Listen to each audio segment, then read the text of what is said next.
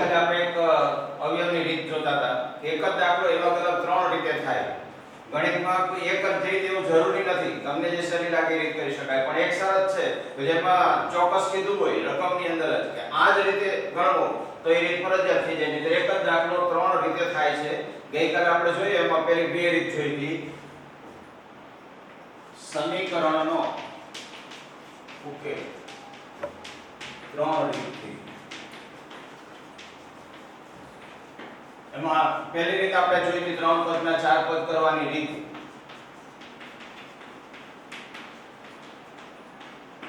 બીજી રીત જોઈ હતી પૂર્ણ વર્ગ કરવા માટે પ્રથમ પદ ગુણીને પૂર્ણ વર્ગ કરવું. પહેલા પદને કોઈ એક સંખ્યા વડે ગુણીને પૂર્ણ બનાવવું, પછી અંતિમ પદ શોધી ઉમેરવું અને બાદ કરવું. આ બે રીત આપણે આજ દાખલામાં ગઈકાલ સુધી આપણે બે રીત કરી હતી કે ત્રણ પદના ચાર પદ કરવાની રીત, બીજી પ્રથમ પદને કોઈ એક સંખ્યા વડે ગુણો એટલે પહેલું પદ પૂર્ણ વર્ગ થઈ જાય અને ત્યાર પછીનું અંતિમ પદ શોધવા, જે અંતિમ પદ છે એ શોધીને ઉમેરો અને એટલું બાદ કરો. એ જ દાખલો ત્રીજી રીતે 2x વર્ગ ઓછા 5x વત્તા 3 બરાબર 0. હવે આમાં શું કરવાનું છે? x વર્ગ નો સહગુણક કોઈ આપ્યો હોય તો એટલા વડે આખી રકમને ભાગી રાખો. એટલે પહેલા 2 વડે ભાગતા તો x વર્ગ ઓછા 5 ના છેદમાં 2x વત્તા 3 ના છેદમાં 2 બરાબર 0. x વર્ગ ના સહગુણક વડે આખી રકમને ભાગી નાખ્યા એટલે x વર્ગ ના માઈનસ 5 ના છેદમાં 2x વત્તા 3 ના છેદમાં 2. હવે આ રીતે થયા પછી b/2 જે b આપણે x વર્ગ નો સહગુણક b હોય એના અડધા b/2 લેતા તો x વર્ગ ઓછા 5 દુત્યાંશ x વત્તા 3 દુત્યાંશ b/2 નો વર્ગ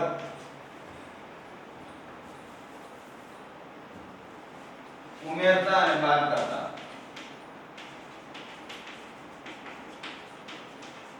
પેલા સહગુણક વડે ભાગી નાખશો એટલે x નો સહગુણક 2 છે એ પહેલા 5 હતો એના બદલે 5 દુત્યાંશ થઈ ગયો. હવે 5 દુત્યાંશ ના અડધા એટલે b/2 નો વર્ગ ઉમેરવાનો છે એટલે x વર્ગ ઓછા 5 દુત્યાંશ x તો છે જ પણ b/2 નો વર્ગ એટલે 5 ના છેદમાં 4 એનો વર્ગ ઉમેરો અને એનો જ વર્ગ બાદ કરો. એટલે આપણને એવી છૂટ છે કે જે કંઈ તમે ઉમેરો એટલા બાદ કરો, જેટલા વડે ગુણ એટલા જ વડે ભાગી નાખો કરી શકાય, પણ મૂળ રકમમાં ફેરફાર થવો જોઈએ નહીં. આમ જોતા ઉમેરીને બાદ કર્યા એટલે ખરેખર નીકળી જાય, મૂળ રકમ જ બાકી વધે. પણ આવું કરવાથી આપણને પહેલા ત્રણ પદ છે પૂર્ણ વર્ગ મળશે. x વર્ગ ઓછા 5 ના છેદમાં 2x વત્તા 25 ના છેદમાં 16 ઓછા 25 ના છેદમાં 16 વત્તા 3 ના છેદમાં 2. અહીંયા જે x નો સહગુણક 2 છે એને b/2 એટલે 2 વડે ભાગવાના છે. 5 દુત્યાંશ છે એને 2 થી ભાગો એટલે 5 ચતુર્થાંશ થઈ જાય. એટલે 5 ચતુર્થાંશ નો વર્ગ ઉમેરો, 5 ચતુર્થાંશ નો વર્ગ બાદ કર્યો છે. હવે આ પહેલા ત્રણ પદ છે એ પૂર્ણ વર્ગ બહુપદી છે. આનું વર્ગમૂળ વચ્ચેના પદની નિશાની અને આનું વર્ગમૂળ આખા કૌંસ ઉપર વર્ગ માઈનસ. હવે અહીંયા 16 તમે લસા લેશો, અહીંયા 16 લસા લઈએ એટલે આને 8 થી ગુણવા પડે એટલે 8 તારી 24 થાય. 25 - 24 એટલે x ઓછા 5 ના છેદમાં 4 એનો વર્ગ માઈનસ 1 ના છેદમાં 16.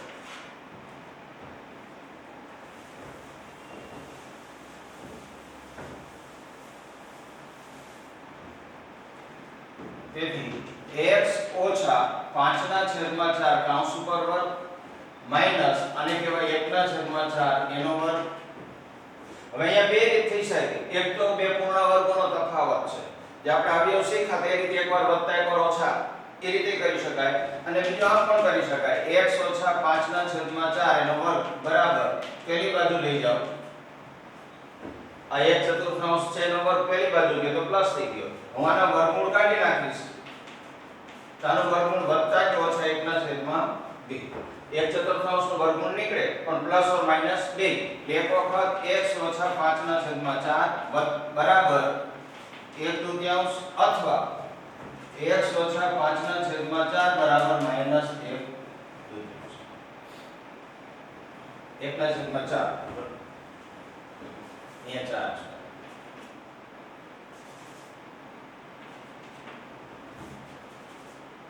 કાઉન્સ ઉપર વર્ગ છે એટલે એનું વર્ગમૂળ કાઢવાની જરૂર નથી, પણ વર્ગમૂળ નીકળે પ્લસ ઓર માઈનસ 1/4 નો વર્ગ જ છે એટલે 1/4 થી આપણે 1/2 કરી નાખ્યા હતા, ખરેખર 1/4 એમ નમ જ છે. હવે આ 5/4 પહેલી બાજુ જાય, આ માઈનસ હતા હું પહેલી બાજુ લઈ ગયો તો 5 ને 6 છેદમાં 4. આ 1/4 છે, 5/4 પહેલી બાજુ આવશે, છેદ સરખો એટલે છેદમાં 4, પણ 5 ને 6 6 ના છેદમાં 4 એટલે છેદ ઉડે 3 ના છેદમાં 2. આ જ ઉકેલ આગળના બે માં પણ આવ્યો હતો. એ રીતે અહીંયા 5/4 પહેલી બાજુ જાય પણ માઈનસ 1/4 છે. હવે છેદ સરખો છે પણ 5 માંથી 1 જાય તો 4 આવશે, 4 ના છેદમાં 4 એટલે 1. તો આ રીતે ત્રણે ત્રણ રીતની અંદર સમીકરણનો ઉકેલ એનો બીજ છે એક સરખા જ મળે છે, પણ ત્રણ રીતે થાય.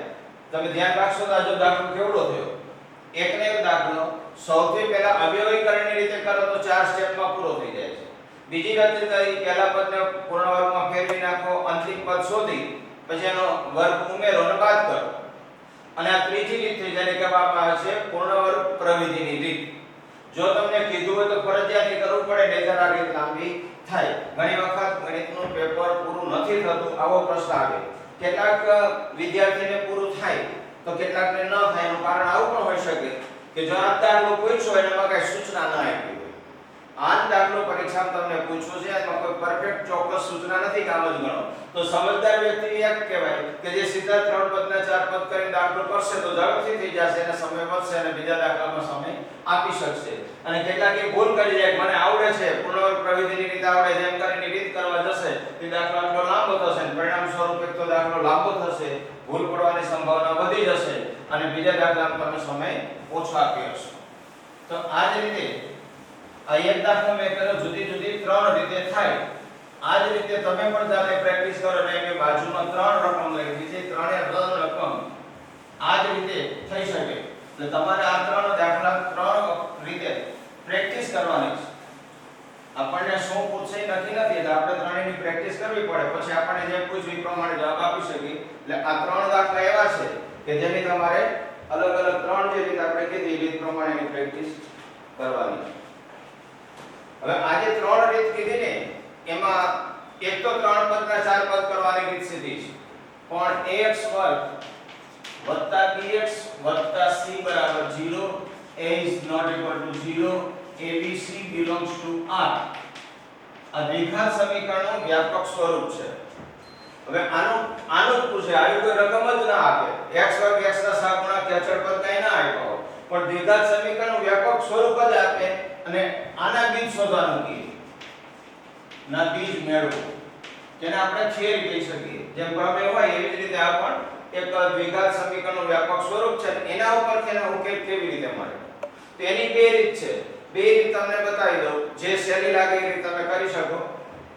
પહેલા હું એમ કહું કે ax વર્ગ bx c બરાબર 0. હમણાં આપણે કહ્યું એ જ રીત પહેલા લઈએ તો હું શું કરીશ, આને a વડે ભાગી નાખીશ, a વડે ભાગતા આખી રકમને a વડે ભાગી નાખું કે x વર્ગ b ના છેદમાં ax c ના છેદમાં a. હવે આ જ રકમમાં x વર્ગ b ના છેદમાં ax અહીંયા આવશે b ના છેદમાં 2a નો વર્ગ ઉમેરવાનો અને b ના છેદમાં 2a નો વર્ગ બાદ કરવાનો. હમણાં જે આપણે આગળના દાખલામાં કર્યું એવું છે, આપણે પહેલા x વર્ગ ના સહગુણક વડે ભાગી નાખ્યા છે, પછી x નો સહગુણક હવે આ છે.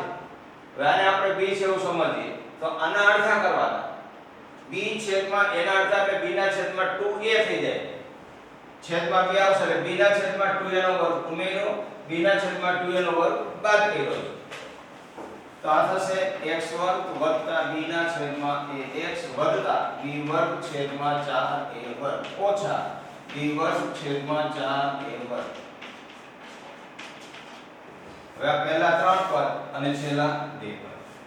પહેલા ત્રણ ને હું કૌંસમાં લખું તો x વર્ગ b ના છેદમાં ax વત્તા b વર્ગના છેદમાં 4a માઈનસ અહીંયા 4a વર્ગ લસા લઈ લ્યો તો b વર્ગ ઓછા 4ac આમાં મેં 4a વર્ગ લસા લીધા એટલે આમાં 4a ઘટે છે એટલે મારે આને 4a વડે ગુણવા પડશે બીજું અહીંયા માઈનસ છે એટલે આ પ્લસ ના થઈ ગયા માઈનસ હવે આ છે પૂર્ણ વર્ગ બહુપદી આનું વર્ગમૂળ નીકળે b ના છેદમાં 2a પૂર્ણ વર્ગ બહુપદી હોય તો આપણે આવું લખતા હતા અવયવીકરણ પહેલા પદનું વર્ગમૂળ વચ્ચેના પદની નિશાની છેલ્લા પદનો વર્ગમૂળ આખા કૌંસ ઉપર વર્ગ માઈનસ b વર્ગ ઓછા 4ac છેદમાં 4a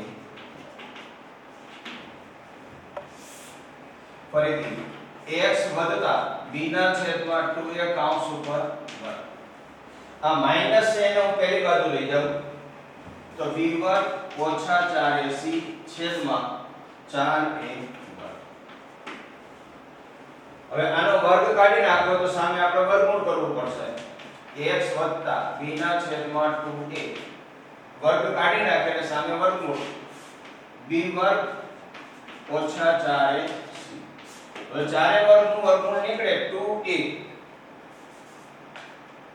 અહીંયા પણ ધ્યાન રાખવાનું આ જે વર્ગમૂળ છે માત્ર ઉપરને લાગુ પડશે નીચેનાનું વર્ગમૂળ તો નીકળી જાય છે એટલે વર્ગમૂળની નિશાની અંશને લાગુ પડે છે બીજું હવે આનો વર્ગ કાઢો એટલે સામે જે વર્ગમૂળ નીકળે પ્લસ ઓર માઈનસ બે હોય છે એટલે વત્તા કે ઓછા x વત્તા b ના છેદમાં 2a બરાબર વત્તા b વર્ગ ઓછા 4ac છેદમાં 2a અથવા x વત્તા b ના છેદમાં 2a બરાબર માઈનસ વર્ગમૂળ b વર્ગ ઓછા 4ac છેદમાં 2 એકવાર મેં આને વત્તા લખ્યા એકવાર એને ઓછા લખ્યા છે x બરાબર આ પહેલી બાજુ જશે તો માઈનસ b ના છેદમાં 2a વત્તા વર્ગમૂળમાં b વર્ગ ઓછા 4ac છેદમાં 2 બેનો છેદ સરખો છે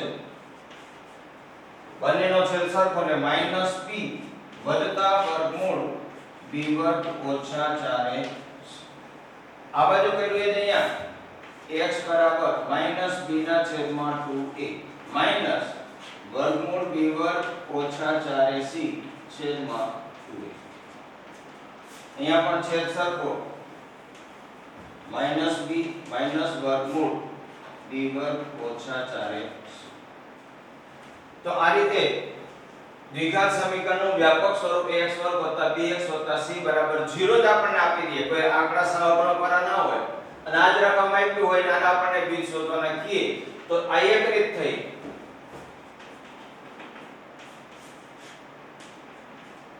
કે a વડે ભાગી નાખ્યા જેમ આગળના દાખલામાં કર્યું તેમ જ કર્યું x વર્ગના સહગુણક વડે પહેલા ભાગ્યા છે પછી x નો સહગુણક છે એને 2 વડે ભાગ્યા એટલે b ના છેદમાં a હતા જેને 2 વડે ભાગશો એટલે b ના છેદમાં 2a એનો વર્ગ ઉમેરવાનો અને બાદ કરવાનો આવું કરવાથી પહેલા ત્રણ પદ છે પૂર્ણ વર્ગ બહુપદી થઈ જશે છેલ્લા બે પદનો છેદ લસા લઈ લો આ પૂર્ણ વર્ગ બહુપદી છે આમાં 4a વર્ગ લસા લીધો આપણે તો આમાં a છે એટલે 4a ઘટે છે અને 4a વડે ગુણશો તો 4ac થાય વત્તા છે ના ઓછા કેમ થયા આગળ માઈનસ સામાન્ય છે એટલે b વર્ગ ઓછા 4ac ના છેદમાં 4a વર્ગ થાય હવે આ માઈનસ એને પહેલી બાજુ લઈ જશો પછી આનો વર્ગ કાઢવો હોય જ્યારે આપણે આ વર્ગ કાઢીએ છીએ ત્યારે સામેની બાજુનું વર્ગમૂળ નીકળે પણ એકવાર વત્તા ને એકવાર ઓછા હવે એકવાર વત્તા તરીકે લખવાનું થાય માઈનસ કરી લખશો આ રીતે એનો અર્થ એના બે ભાગ થઈ ગયા આ અથવા હવે પછી એમાંથી પ્લસ છે પહેલી બાજુ જાય માઈનસ થાય બંનેનો છેદ સરખો એટલે છેદ એકવાર ઉપરનો સરવાળો તો આ એક રીતે દ્વિઘાત સમીકરણના બે બીજ થયા તમને યાદ અપાવું કે અહીંયા b વર્ગ ઓછા 4ac છે એને એક નામ આપવામાં આવે છે એને વિવેચક d કહે છે અને વિવેચક d તરીકે લખું તેને આમ પણ લખી શકાય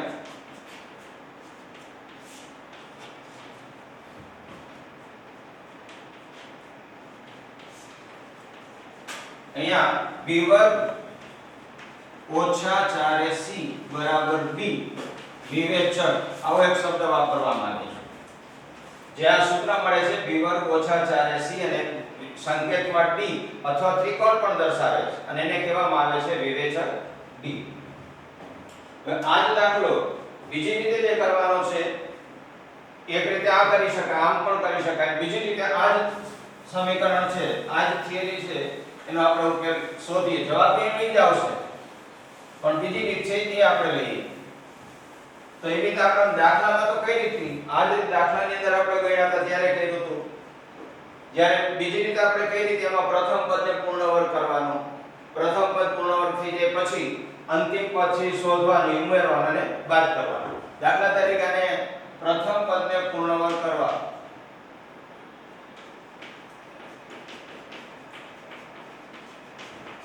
4 ને વડે ગુણી નાખીએ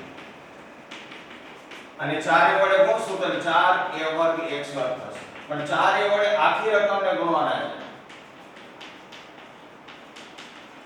જે કાંઈ ફેરફાર કરી આખી રકમને લાગુ પડે, ગુણાકાર કરો તો આખા એને ગુણવા પડે.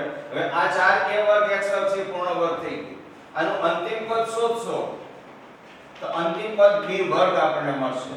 એટલે b વર્ગ ઉમેરીને બાદ કરો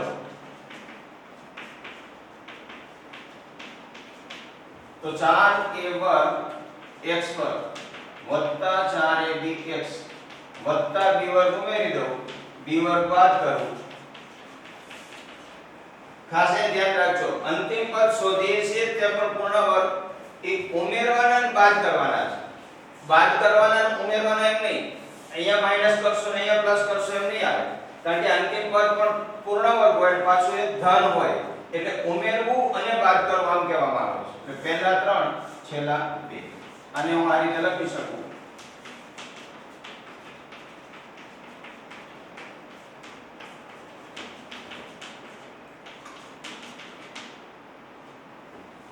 હવે આ પૂર્ણ વર્ગ બહુપદી છે એટલે પહેલા પદનું વર્ગમૂળ, વચ્ચેના પદની નિશાની, છેલ્લા પદનું વર્ગમૂળ કૌંસ ઉપર વર્ગ બરાબર. આને હું પહેલી બાજુ લઈ જાઉં, આ માઈનસ હતા એ પ્લસ થઈ ગયા. હવે આનો વર્ગ કાઢીશ એટલે પહેલી બાજુ વત્તા કે ઓછા વર્ગમૂળ b વર્ગ ઓછા 4 2ax બરાબર. હવે આ b ને પહેલી બાજુ લીધો માઈનસ વત્તા કે ઓછા વર્ગમૂળ b વર્ગ ઓછા 4 એક 2a પહેલી બાજુ જાય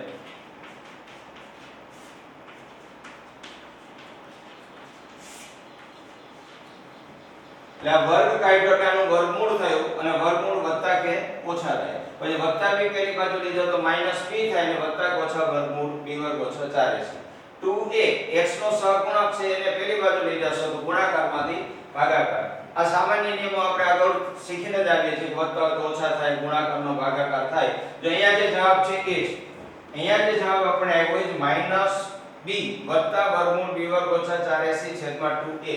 આ રકમ અહીંયા માઈનસ લખ્યા એટલે બીજી રીતે લખીએ, એકવાર વત્તા કરીને લખો અને એકવાર અહીંયા નિશાની બદલાઈને લખો. આ બીજી રીત છે.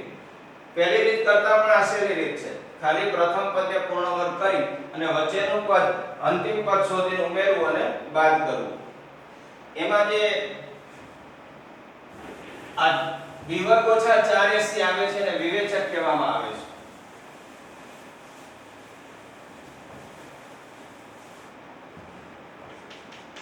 b વર્ગ ઓછા 4ac વિવેચક b લખાય છે અને વિવેચક તરીકે લખવામાં આવે છે અને અહીંયા d તરીકે પણ લખવામાં આવે છે. તેના બે સમીકરણ ax વર્ગ bx c બરાબર 0 ના બે બીજ. એનો એક આલ્ફા કહો તો -b વર્ગમૂળ d છેદમાં 2a અથવા બીજું બીજ બીટા કહો તો -b વર્ગમૂળ d છેદમાં 2. અહીંયા b વર્ગ ઓછા 4ac ને આપણે જો d સિમ્બોલ આપી દઈએ તો એને આ રીતે લખી શકાય. આ એના બે બીજ થયા. હવે વિવેચકના આધારે સમીકરણના બીજના સ્વરૂપ અહીંયા જે આપણને વિવેચક મળે છે એ વિવેચકની કિંમતના આધારે સમીકરણના બીજના સ્વરૂપની ચર્ચા છે. એમાં પહેલી વાત વિવેચક d ગ્રેટર ધેન 0 આવે. આપણને જે દ્વિઘાત સમીકરણ આપ્યું હોય એમાંથી x વર્ગ નો સહગુણક a, x નો સહગુણક b અને અચળ પદ c. A B અને C ની જે કિંમતો સહગુણક તરીકે હોય તે લઈ લેવાની. પછી વિવેચક D બરાબર b વર્ગ ઓછા 4ac સૂત્ર લખો. એમાં કિંમત મૂકો. ને કિંમત મૂકીને સાદુરૂપ આપતા જો વિવેચક D ગ્રેટર ધેન 0 આવે તો સમીકરણને બે ભિન્ન વાસ્તવિક બીજ મળે.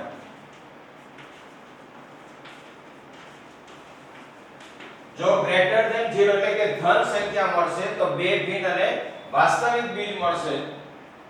નંબર 2 d બરાબર 0 હોય એટલે વિવેચકની કિંમત તમે શોધી જો શૂન્ય આવે તો સમીકરણને બે સમાન બીજ છે. બે સમાન બીજ છે નો અર્થ એક જ બીજ છે આવું પણ કહેવાય. એટલા માટે યાદ કરાવું છું બે સમાન બીજનો અર્થ એ થાય કે આલ્ફા બરાબર બીટા બરાબર એક જ જવાબ આવશે અને એક જ બીજ છે એમ પણ કહેવાય બે સમાન બીજ છે એમ પણ કહેવાય. આવૃત બીજ છે આવું એટલા માટે યાદ કરાવું છું કે એમસીક્યુ ટાઈપના જે એક માર્કના પ્રશ્નો હોય અથવા 2 માર્કનો દાખલો પૂછે એમાં તમને એક સમીકરણ આપી દે કે દ્વિઘાત સમીકરણને બે સમાન બીજ છે તો કે શોધો. એ દાખલા આપણે કરશું પણ એમાં આવી શરત આવશે બે સમાન બીજ છે તો કે શોધો. એક જ બીજ હોય તો આવૃત બીજ છે એમ કહીએ અથવા પૂર્ણાંક બહુપદી હોય. જો t બરાબર 0 આવે તો પૂર્ણાંક બહુપદી હશે.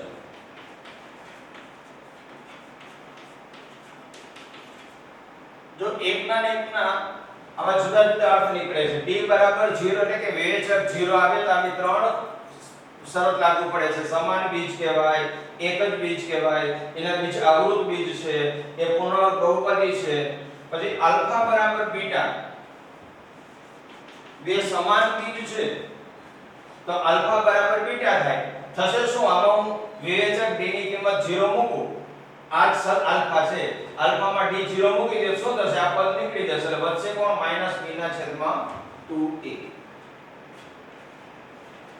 એ અહીંયા જો આમાં તમે વિવેચકની કિંમત 0 મૂકો એટલે આ પદ નીકળી જવાનું છે આ -b ના છેદમાં 2a. એટલે જો બે બીજ સમાન હોય તેનો અર્થ થાય આલ્ફા બરાબર બીટા બરાબર -b ના છેદમાં 2a.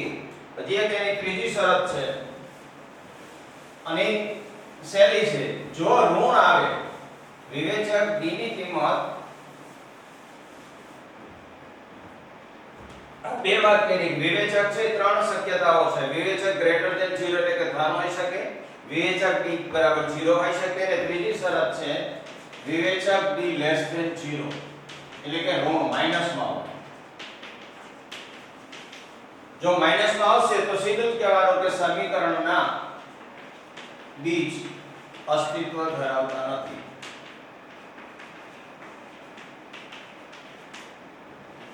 જો અહીંયા 0 આવે તો એ દાખલો જ પૂરો થઈ જાય. આગળ કઈ ઉકેલ ના મળે બીજ મળે એટલે કરવો પડે નહીં. પણ જો આ બેમાંથી એક શરત લાગુ પડશે તો આગળ તમારે આલ્ફા અને બીટા શોધવા પડશે. તો આ બે થિયરી થઈ. દ્વિઘાત સમીકરણના બીજ મેળવવાની બે અલગ અલગ રીત થઈ. ઈ બંને રીતની અંદર એક વાત કોમન છે અને તે છે b વર્ગ ઓછા 4ac બંનેમાં આવે છે જેને આપણે વિવેચક કીધો. b વર્ગ ઓછા 4ac જે વિવેચક છે અને વિવેચકના આધારે જુદી જુદી ત્રણ શરતો છે. વિવેચક ગ્રેટર ધેન 0 હોય તો, ઇક્વલ ટુ 0 હોય તો અને લેસ ધેન 0 હોય તો. એ સિવાય અને આપણે બે બીજ કીધા. બે બીજ આવે એટલે આલ્ફા અને બીટા. હવે આલ્ફા અને બીટા બે બીજ હોય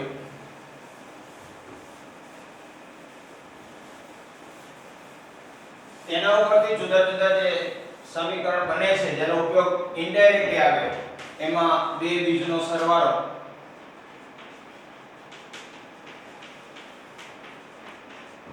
અને બે બીજ છે એનો સરવાળો કહીએ એટલે કે આલ્ફા પ્લસ બીટા. આ બે બીજનો સરવાળો કરો જોઈએ તો આ બેનો સરવાળો કરવો છે તો -b વર્ગમૂળ d છેદમાં 2a વત્તા -b વર્ગમૂળ d છેદમાં 2a આલ્ફા પ્લસ બીટા. હવે બેનો છેદ જુઓ તો છેદ સરખો છે. હવે -b વર્ગમૂળ d -b વર્ગમૂળ d છેદ સરખો હોય તો ઉપર ઉપરનો સરવાળો થાય. તેમાંથી વર્ગમૂળ d ઓછા વર્ગમૂળ d ઉડી જાય -2d છેદમાં 2a એટલે -b ના છેદમાં. અમે તમને સાબિત કરીને બતાવ્યું છે. આપણે આ યાદ રાખવાનું સૂત્રની રીતે બે બીજનો સરવાળો એ -b ના છેદમાં a. આનો ઉપયોગ દાખલામાં ખાલી જગ્યામાં સીધી ગણતરીમાં આપણે ઉપયોગ કરી શકીએ. આ સૂત્ર જ છે. બે બીજનો સરવાળો આલ્ફા પ્લસ બીટા બરાબર -b ના છેદમાં a. આપણે હવે એક સમીકરણ આપ્યું હોય x વર્ગ ઓછા 3x વત્તા 5 બરાબર 0. તો આપણને આમાં આલ્ફા પ્લસ બીટા કે સીધો જ જવાબ છે. આ સૂત્ર પહેલા લખવાનું -b ના છેદમાં.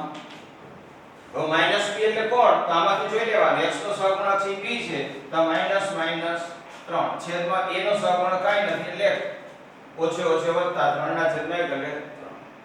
ડાયરેક્ટ તમે આ સૂત્ર તમને આવડતું હશે સીધું તમે એની કિંમતો મૂકી શકશો. એક આલ્ફા પ્લસ બીટા, બીજું ગુણાકાર આલ્ફા ઇન્ટુ બીટા.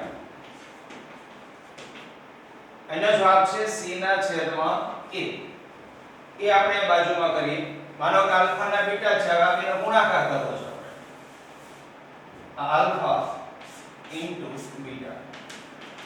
હવે આમાં જો આ બેનો ગુણાકાર કરીએ એટલે ગુણાકાર છેદમાં બેનો ગુણાકાર કરશો તો 2a ગુણ્યા 2a. અહીંયા સરવાળો નથી, સરવાળો તો છેદ સરખો એકવાર લખાય, પણ ગુણાકાર કરીએ છીએ તો છેદનો છેદનો ગુણાકાર. હવે ઉપર તમે જોશો થોડુંક વિચારશો તો ધ્યાનમાં આવશે, નહીં તો સીધો નહીં ખ્યાલ આવે. હકીકતમાં અહીં એકવાર વત્તા એકવાર ઓછાની રીત છે. આપણે જે અવયવની બીજો પ્રકાર શીખ્યો તો બે પદ હોય, એકમાં વત્તા એકમાં ઓછા. જો -b બેયમાં છે, વર્ગમૂળ d પણ બેયમાં છે. બંનેનું પહેલું પદ -b છે, બંનેનું છેલ્લું પદ વર્ગમૂળ d છે, પણ એકમાં વત્તા એકમાં ઓછા. એનો અર્થ પહેલા પદનો વર્ગ ઓછા બીજા પદનો વર્ગ.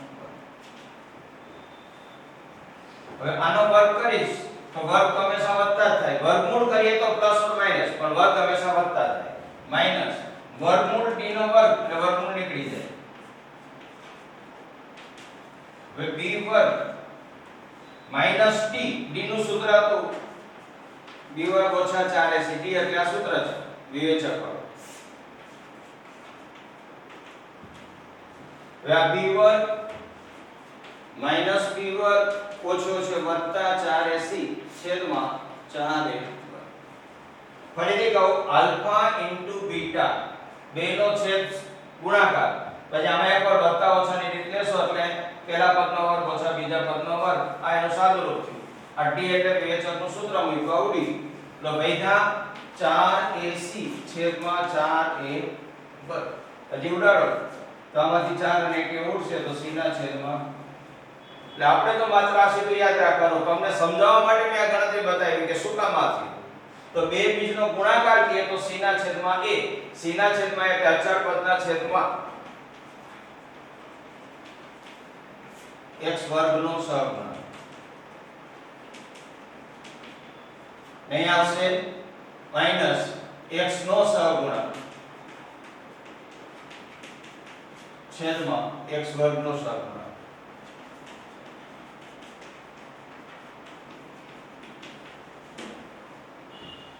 હવે આ બે સરવાળા, બે બીજના સરવાળા, બે બીજના ગુણાકાર, અને એવું શક્યતા નથી હોતી પણ ક્યારેક ક્યારેક એવો પ્રશ્ન પૂછી નાખે બે બીજનો તફાવત. જેમ બે બીજના સરવાળાનો આપણે કહ્યું તો એવું તમે બે બીજનો તફાવત કરશો. આલ્ફા માઈનસ બીટા છેદ સરખો, પછી ઉપર ઉપરની બાદબાકી, તેનો જવાબ આવશે વર્ગમૂળ d ના છેદમાં a. જેમ અહીંયા માઈનસ b ના છેદમાં a આવ્યા, એમાં વર્ગમૂળ d ઉડી ગયા હતા. તફાવત કરશું તો b વાળું પદ ઉડી જશે. વર્ગમૂળ d એટલે 2 રૂટ d થાય, છેદમાં 2 એટલે 2 ઉડી જાય. વર્ગમૂળ d ના છેદમાં a. આ ત્રણ સૂત્રો. આ સિવાય જેના બે બીજ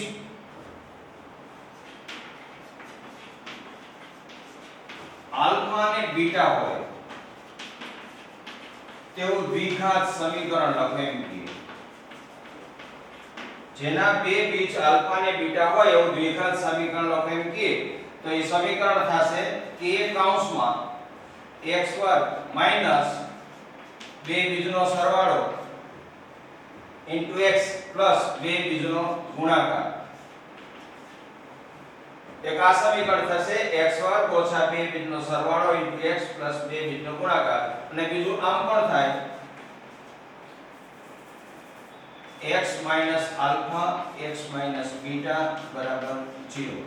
બે બીજ આલ્ફા અને બીટા છે તો જેનો બીજ આલ્ફા હોય એનો એક અવયવ થાય x આલ્ફા, જેનો બીજ બીટા હોય એનો એક અવયવ થાય x બીટા.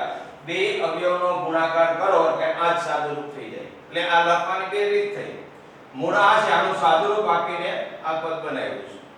એટલે આ રીતે આપણને બે બીજ આપ્યા હોય તો એના માટેનું આ સૂત્ર પણ છે.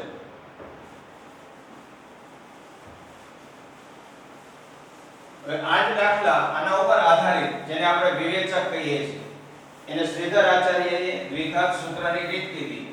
આ રીત આપી હતી શ્રીધર આચાર્યએ વિવેચક વાળું જે સૂત્ર આપ્યું છે એને દ્વિઘાત સૂત્રની રીતે સમીકરણના ઉકેલ મેળવો એમ પણ કીધું.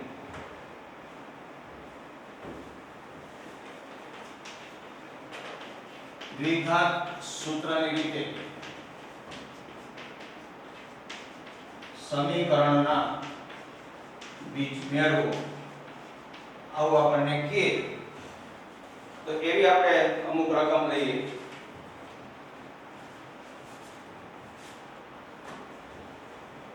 પહેલી રકમ છે 2x વર્ગ ઓછા 7x વત્તા 3 બરાબર 0.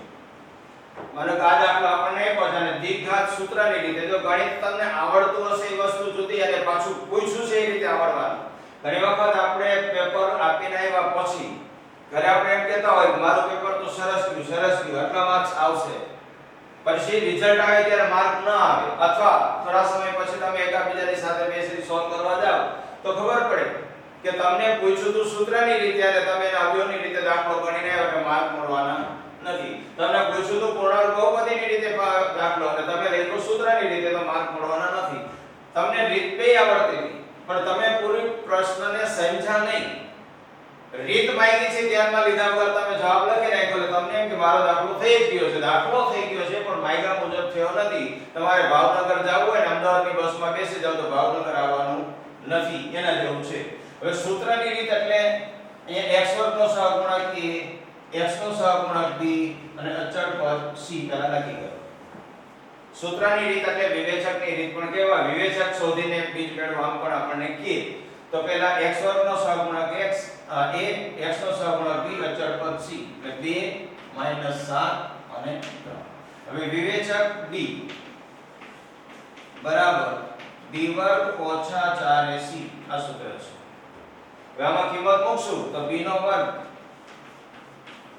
4 a એટલે x વર્ગ નો સહગુણક c એટલે અચળ પદ. હવે 7 નો વર્ગ 49 માઈનસ 4 દુ 8 8 તરી 24. 49 માંથી 24 જાય તો 25 વધશે. 25 ગ્રેટર ધેન 0. હવે આ ગ્રેટર ધેન 0 છે તેથી સમીકરણને બે ભિન્ન વાસ્તવિક બીજ મળશે. આ બીજના સ્વરૂપની ચર્ચા થઈ. પહેલા વિવેચક b શોધી કાઢો. હમણાં જે ત્રણ શરતો આપણે કીધી તેમાંની કઈ શરત થઈ તો જે વિવેચક આવ્યો છે 0 કરતા મોટી ધન સંખ્યા છે એટલે બે ભિન્ન વાસ્તવિક બીજ મળશે. હવે એ વાસ્તવિક બે બીજ એટલે આલ્ફા માઈનસ b વત્તા વર્ગમૂળ b છેદમાં 2. અહીંયા b વર્ગ ઓછા 4 છે આપણું લાંબુ લખે છે, આપણે ન લખીએ તો આવી રીતે d પણ વાપરી શકીએ છીએ.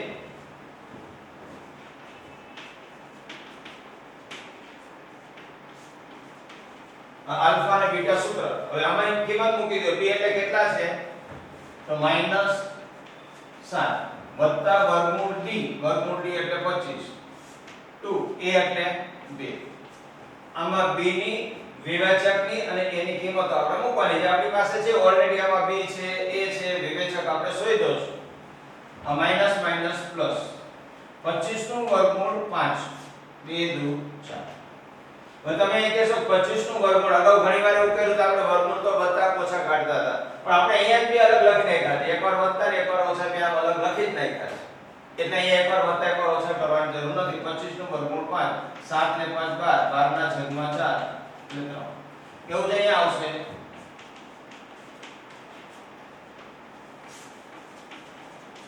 ફરક અહીંયા પણ છે વત્તા કે ઓછા માત્ર અહીંયા બદલાય છે. અહીંયા આવશે ઓછે ઓછે વત્તા 7 માઈનસ 5 છેદમાં 4. 7 માંથી 5 જાય તો 2 2/4 એટલે 1/3. તો આ રીતે આપણને આલ્ફા બરાબર 3 અને બીટા બરાબર 1/3. મોટા ભાગે જો કાઈ ના કહેવામાં આવે તો બે રીત સહેલી છે. એક તો અવ્યવીકરણની રીત સીધી એ સહેલી છે અને બીજી આ જે સૂત્રની રીત છે વિવેચક વાળી રીત પણ સહેલી જ છે. એક વખત abc નક્કી કરી અને વિવેચક d શોધી કાઢો અને d પડ્યા પછી આલ્ફા અને બીટા આ બે સૂત્ર લેવાના અને એની અંદર કિંમત મૂકવાની છે. બીજી એક રકમ લઉં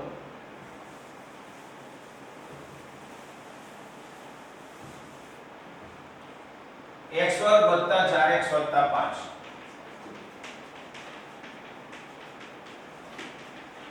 આનો કારક છે x² + 4x + 5. અહીંયા પણ a b અને c નક્કી કરો. a બરાબર 1 છે, b બરાબર 4 છે અને c બરાબર 5 છે. હવે વિવેચક શબ્દ દર વખતે લખો નહીં તો ચાલે, જરૂર નથી. d બરાબર b² - 4ac આ સૂત્ર. હવે b નો વર્ગ એટલે 4 નો વર્ગ ઓછા 4 a એટલે 1 c એટલે 5. તો 4 નો વર્ગ 16 થાય. આ ત્રણેયનો ગુણાકાર 4 × 20 16 માંથી 20 જાય તો -4. હવે યાદ કરો જોઈએ કયા સ્વરૂપમાં વિવેચકની કિંમત મળી. ત્રણ કિંમત કીધી હતી, ગ્રેટર ધેન, ઇક્વલ ટુ અને લેસ ધેન. વિવેચકના કિંમતના પ્રકાર ત્રણ આપણે કીધા હતા. ગ્રેટર ધેન 0 હોય, ઇક્વલ ટુ 0 હોય, લેસ ધેન 0. -4 છે એ લેસ ધેન 0 છે. એટલે અહીંયા d ની કિંમત જે આપણને મળી હતી લેસ ધેન 0 અને લેસ ધેન 0 એટલે કે ઋણ છે. તેથી સમીકરણના બીજ મળશે નહીં. સમીકરણને વાસ્તવિક બીજ મળતા નથી. બીજ મળતા જ નથી, આગળ આલ્ફા બીટા કંઈ કરવાની જરૂર આવશે નહીં.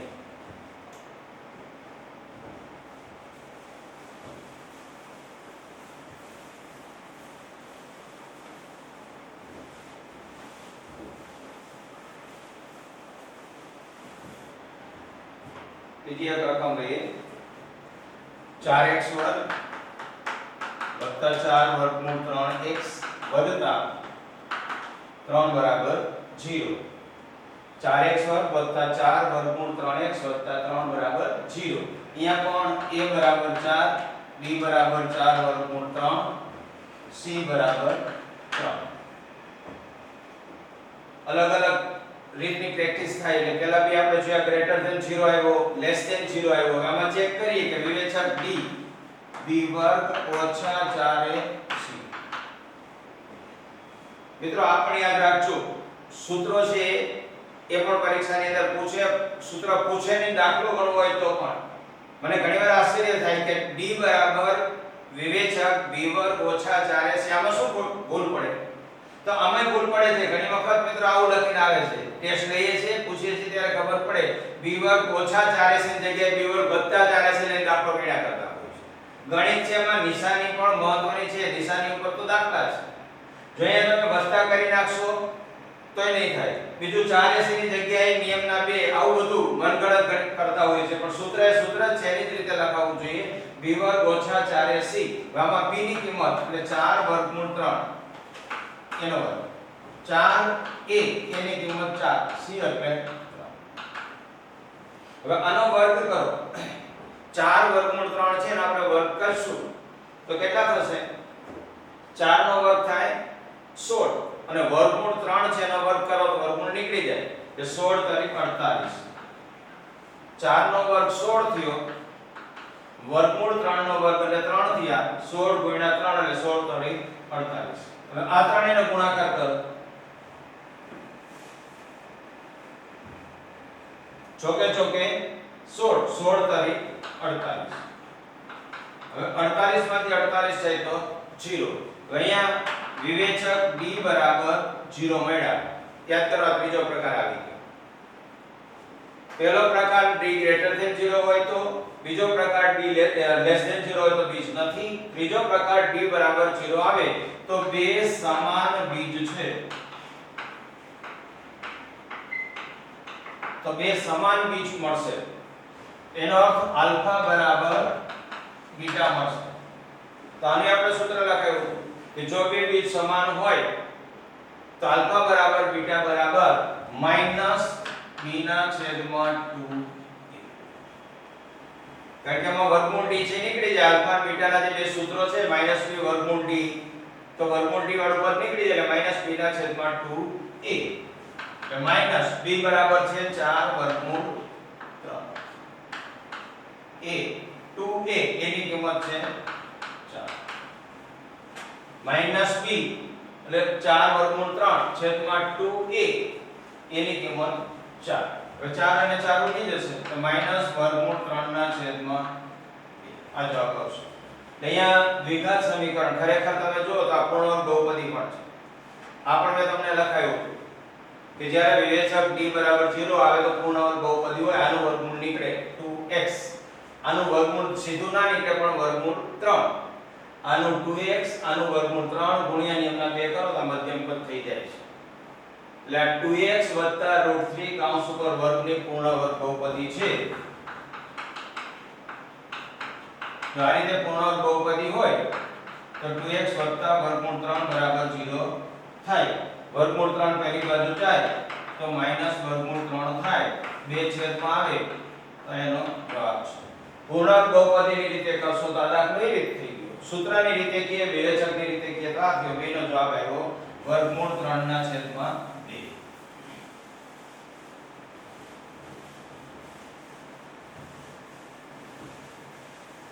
હવે વિવેચક વાળામાં આપણને એવું પણ પૂછે કે બે બીજ સમાન હોય તો કે શોધો.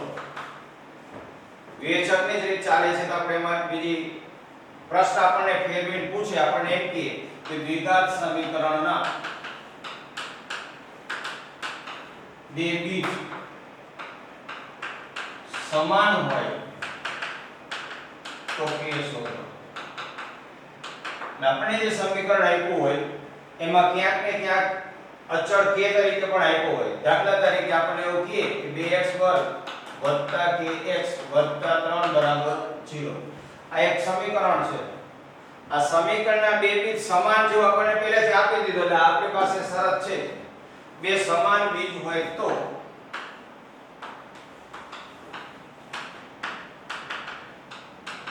d બરાબર 0 થાય. આ શરત છે.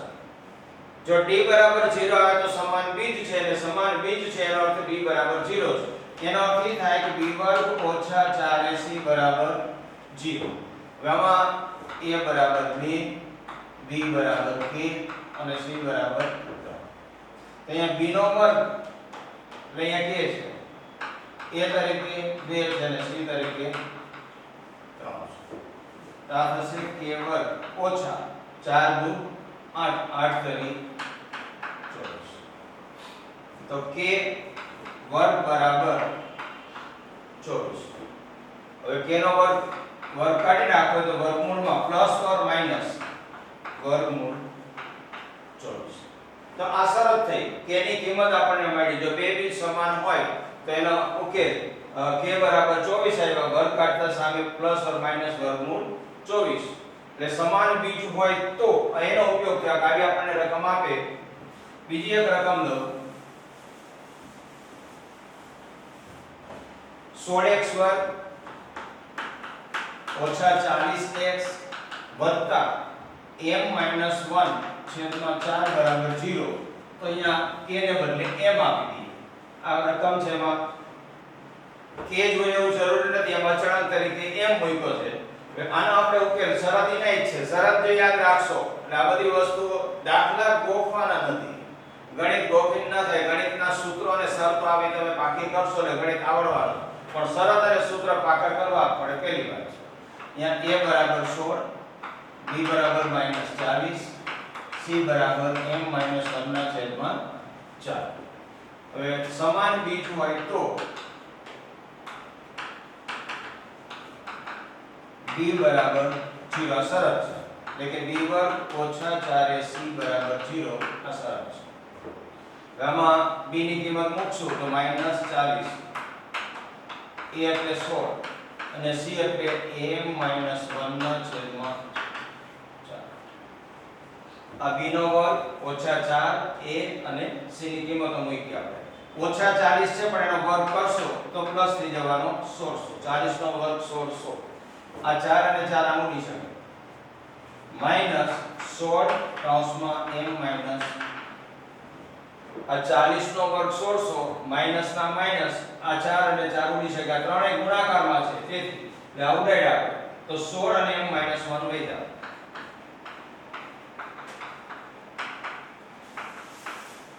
હું માઈનસ પેલી બાજુ લઈ ગયો એટલે પ્લસ થઈ ગયા 1600 ના છેદમાં 16 સાદુરૂપ છે ઘણી રીતે થાય કેટલાક પહેલા ગુણાકાર કરી નાખે પછી ભાગાકાર કરે કરી શકાય પહેલા હું પહેલી બાજુ લઈ ગયો હવે 16 વડે હું ભાગી નાખીશ તો અહીંયા 100 થઈ જશે આનો ભાગાકાર કર્યો એટલે 100 વધ્યા અને m -1 પહેલી બાજુ આવી ગયા એટલે 101 તેથી m બરાબર 100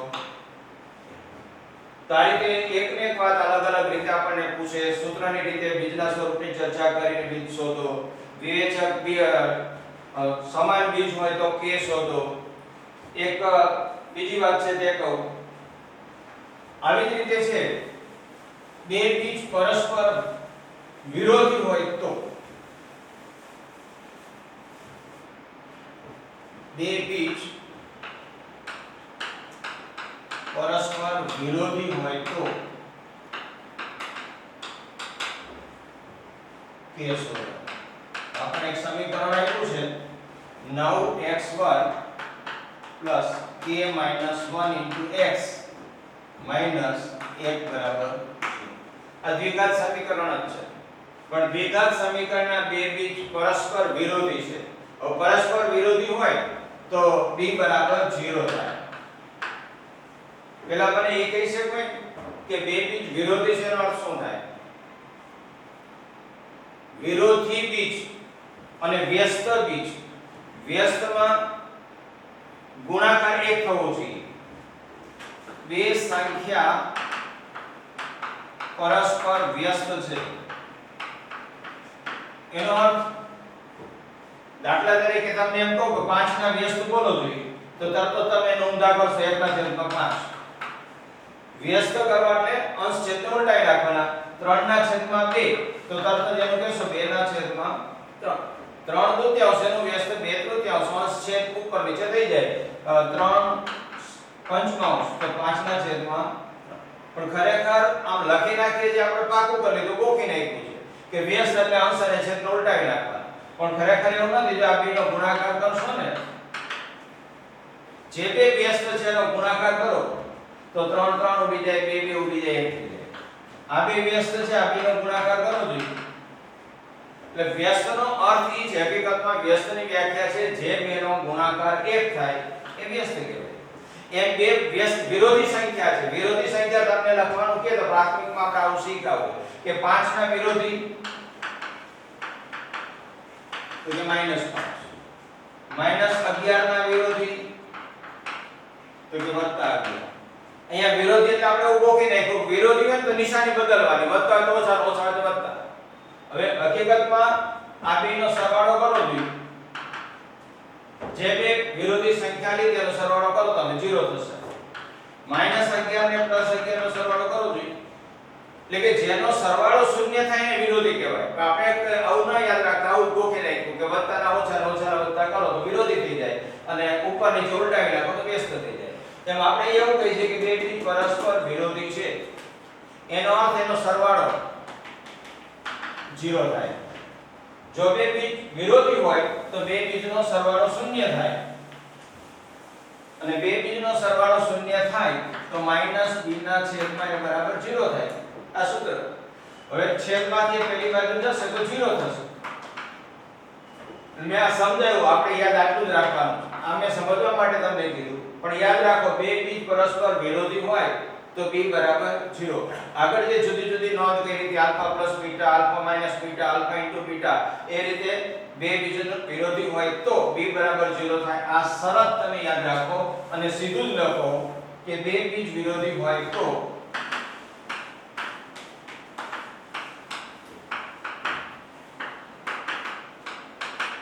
b બરાબર 0. હવે અહીંયા b કોણ છે? x નો સહગુણક. x નો સહગુણક છે k - 1 બરાબર 0. બસ આટલું જ કરવાનું છે. જો તમને શરત આવડતી હશે તો બે સ્ટેપમાં દાખલાના જવાબ છે. પણ ફરીને યાદ કરાવું, ગણિત છે એ ગોખવાની વાત નથી. પ્રેક્ટિસ તો કરવી જ પડે. વધુ પ્રેક્ટિસ કરશો તો એ સહેલાઈથી આવડશે જ, પણ સાથે સાથે ગમે તે કરો, કોઈ પણ રીત શરૂ કરી પહેલા એની શરત અને સૂત્રો તમે પાકા કરો. પહેલા શરત અને સૂત્ર તમને આવડે છે કે નહીં? જો તમને શરત અને સૂત્ર ના આવડતા હોય તો પહેલું કામ તમે એમાં આવતા શરત અને સૂત્રોને પાકા કરો, પછી જ આગળ કામ કરો. શરત અને સૂત્ર પાકા કર્યા પછી તમે દાખલા ગણશો તો તમને દાખલા આવડશે, તમારો આત્મવિશ્વાસ વધશે, તમને ગણિતમાં રસ પડશે. પણ જો શરત અને સૂત્ર પાકા કર્યા વગર, ઈ વાંચ્યા વગર દાખલા ગણવા બેસશો, બની શકે કે દાખલો નહીં થાય, અંતે નિરાશા સાંપડશે અને વિષયમાં કંટાળો આવશે. એટલે બેસ્ટ વે છે પહેલા શરતો અને સૂત્રોને બરાબર સમજો, યાદ રાખો, પાકું કરો અને પછી દાખલા ગણવાની શરૂઆત કરો. ચોક્કસ તમે દાખલો ગણી શકશો. Okay, all the best.